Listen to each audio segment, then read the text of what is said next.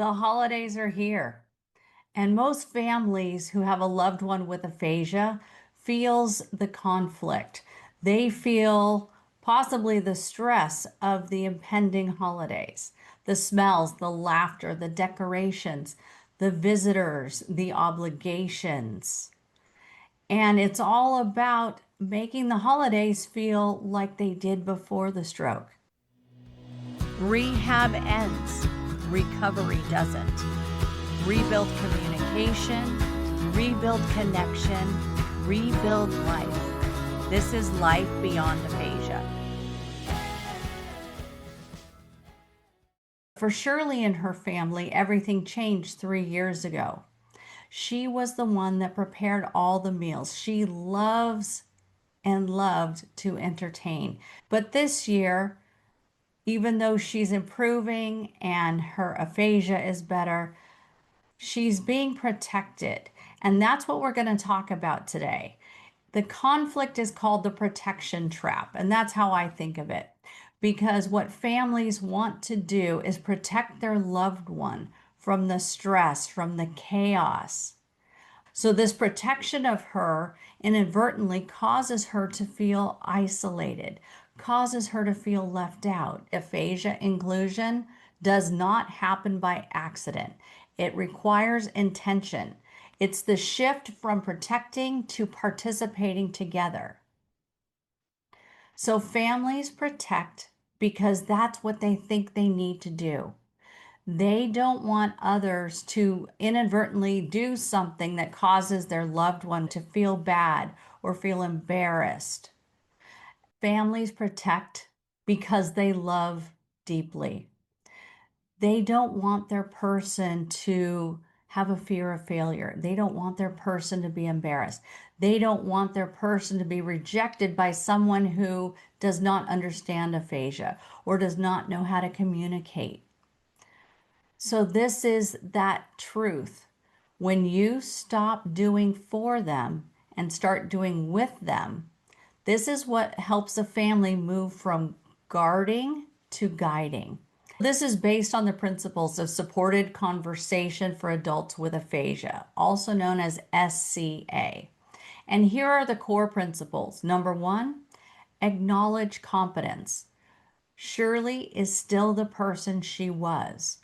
Believe in her ability and her desire to want to contribute. Use supported communication strategies to find out what her desires are, how much she wants to be involved versus how little she wants to be involved. Number two, give time. Allow them the necessary processing space. What does that mean? It means when you ask a question, pause. Let them think and respond back. If there is not a forthcoming answer or response, then that's when you fall back to your strategies. Give choices, ask questions, write down key words, use the strategies you know and have used successfully in the past to have these conversations. Number three, verify understanding. Ensure that the message gets through and is received and that you receive their message correctly. How do you know if you've fallen into the protection trap? I want you to look for these signs. Are you constantly or frequently finishing their sentences, offering words, jumping in before you've given them time to respond? Are you speaking about them versus to them? Include them in. Mom, I was thinking we'd make Grandma's sweet potato casserole this year. What do you think? Pause. Speak directly to them. Make them part of the conversation. Give them choices. Do you stop asking their opinions or avoid tough questions, assuming that the effort is too hard both for you and for them? This happens often, and it's not out of anything malicious. It's just sometimes it's easier for the family just to make those choices. But what is so very important is including the person. This is what aphasia inclusion is all about. So, what's the cost of falling into this protection trap? It's the subtle corrosive effect of this protection. Your world might be more efficient if you are just handling it, taking care of it, but that makes their world shrink even more. And what do we know about aphasia? If we think of it in the terms of before the stroke, the person had this large world, everything in it from friends, family, pets, interests, work, community. And then this large circle shrinks to a pinhead.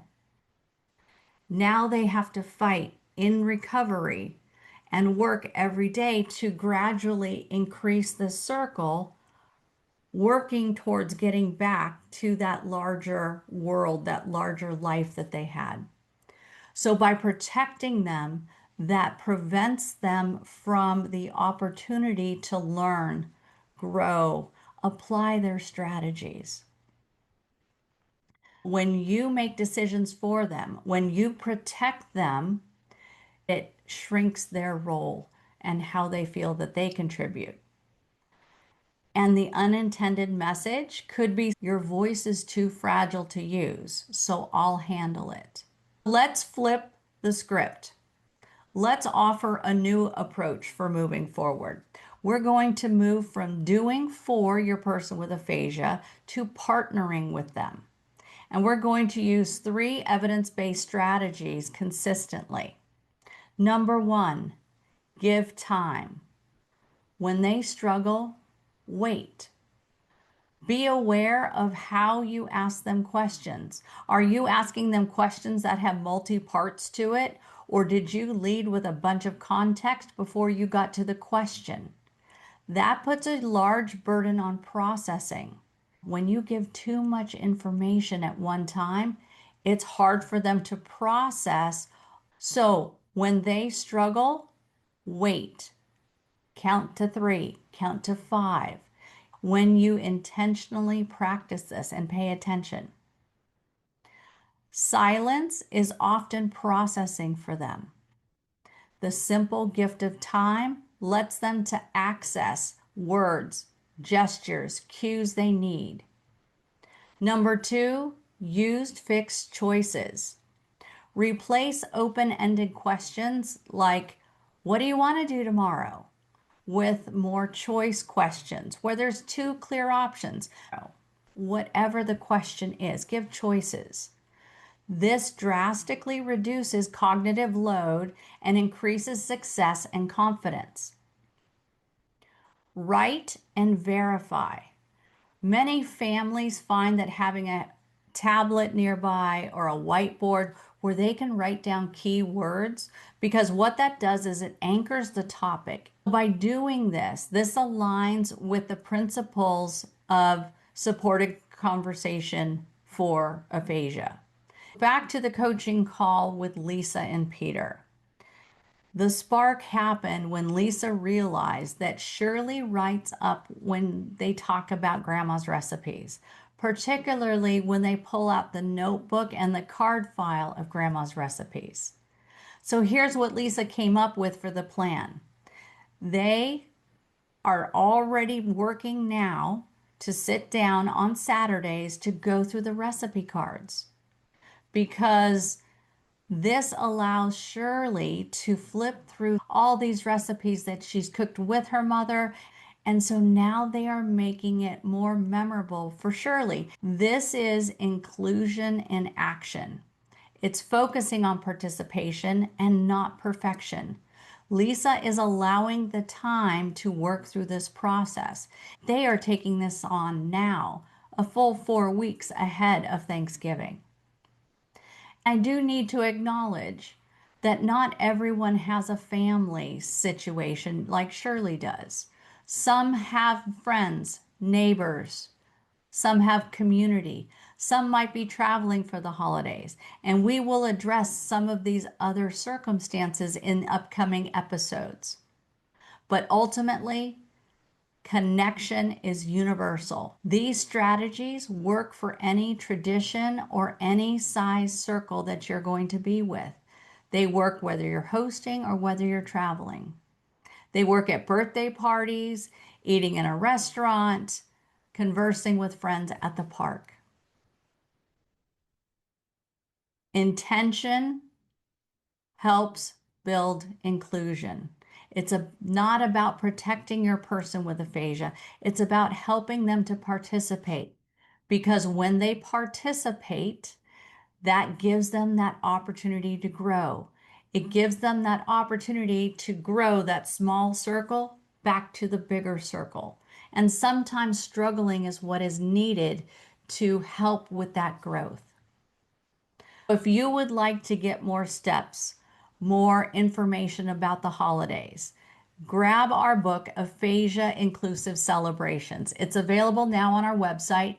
The link is below. And before we go, I would love it if you would jump in the comments. Tell me something about your holidays. Stay tuned because we have another 4 episodes coming with more teaching strategies to help you create aphasia inclusive holidays. Until next time, rehab ends, but recovery doesn't. Rebuild communication, connection, and a life beyond aphasia.